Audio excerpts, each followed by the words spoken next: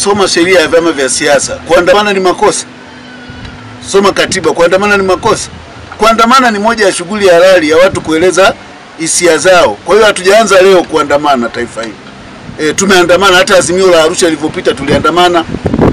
Mimi wakati nakuwa tulikuwa na matembezi ya mshikamano kila mwezi wa pili tarehe 5 kama sikosei, ilikuwa ni maandamano.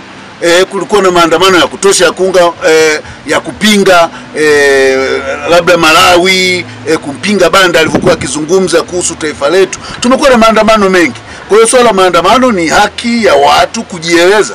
Kama wewe una haki ya kupiga kura, mwache mwenye haki ya kuandamana aandamane. Kwani wakiandamana unapungukiwa nini? Hakuna anayemiliki ukweli.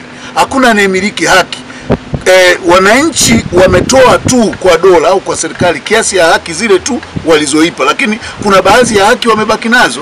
Kwa hiyo kuandamana si kosa. Watu wakiandamana wamefanya kosa gani? Sheria iko wazi, watoe taarifa kwa wakati waandamane.